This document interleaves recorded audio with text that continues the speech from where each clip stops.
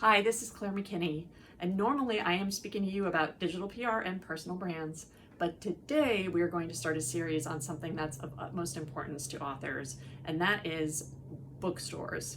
How do I get my books into bookstores? How do bookstores work? What's the difference between a chain and independent? How might those relationships work? What is the key, the protocol for getting bookstores to work with me and sell my books?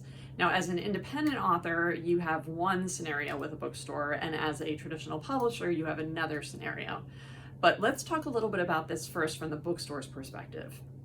So with bookstores, it's all about merchandising and sales. So you know how in the supermarket, if you're walking through the supermarket, and those of you who have kids will understand, you notice that the cereals they put at kids' eye level are like all the sugary, fun, crazy cereals, and the ones that are like really boring that old people eat, like shredded wheat and all that, they're at the top of the higher up where we can see them. Well, that's a lot of how bookstores work in terms of merchandising with books. It's not so much about who's going to see what on the shelf if you're 6 years old versus if you're 20 years old. It's more about shelf space.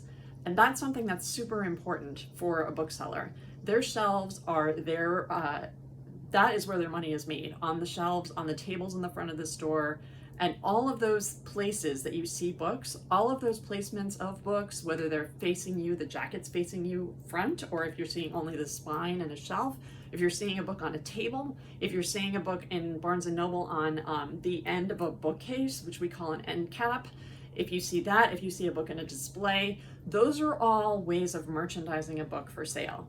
And the thing is that to get that shelf space, it's pretty competitive, because a bookstore knows that if they're going to give you shelf space or table space, that means another book isn't going to go there, because they only have a limited amount. Depending on the size of the store, they have a limited amount. Now, I'm not going to talk about e-sales and e-commerce sales because that's not this conversation. You want to know how to get your book into brick and mortar bookstores.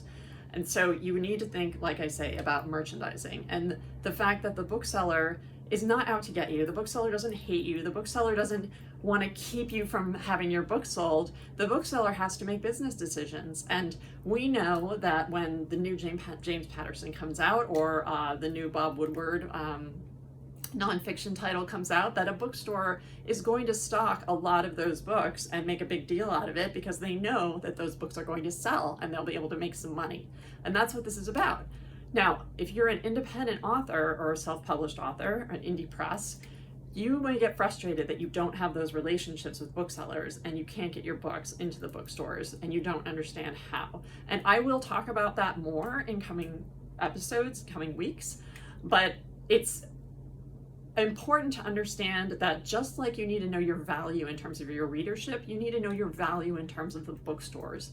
So you need to think about from the bookstore's perspective, how are they going to get those books off the shelves? How are they going to get people to buy off the table?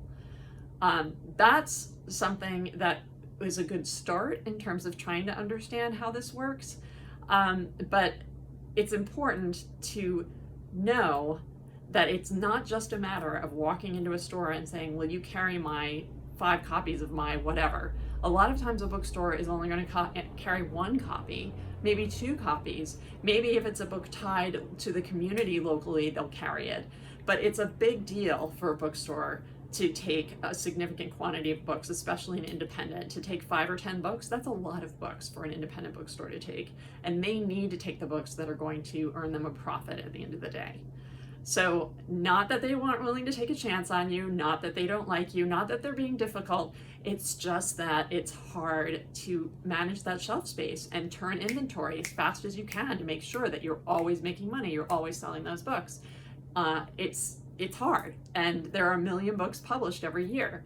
So think about that until our next episode, which will be, again, on bookstores and bookselling. I'm very happy to be here with you. Again, I'm Claire McKinney, and look forward to seeing you more in this series. Thanks so much.